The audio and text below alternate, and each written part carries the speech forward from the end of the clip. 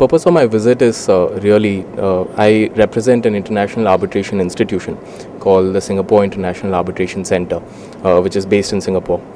Historically, there's been a lot of connection and economic ties between India and Singapore, and that is something that we are seeing also trickling into the manner in which companies are now resolving commercial disputes. In the past 3 years at the SIC, which is a fairly young institution, we are seeing a lot of Indian cases. A lot of Indian companies are choosing to arbitrate in Singapore, and we see that as a very interesting trend. India is a particularly important jurisdiction to us, and I think India is a very big economy, and we take that very seriously.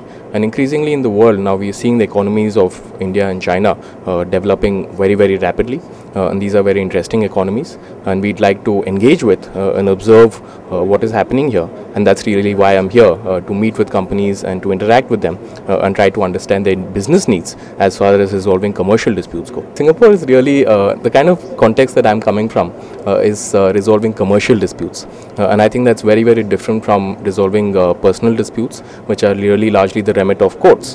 When you talk about resolving commercial disputes, arbitration in that sense is long been viewed here as an alternate to what is available in courts, and I think we need to look about arbitration as being the norm, or really the main means of resolving commercial disputes, and that is something that can be done efficiently as a means of saving costs and keeping very strict timelines in resolving such disputes. And Singapore today has really grown to become the logical destination as far as Asia is concerned for resolving such commercial disputes. I have been to Mumbai and Delhi.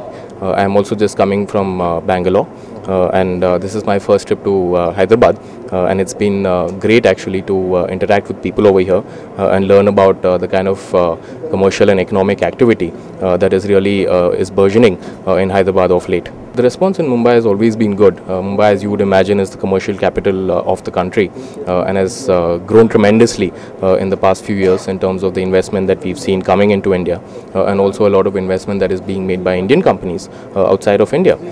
So Mumbai has always been very alive to commercial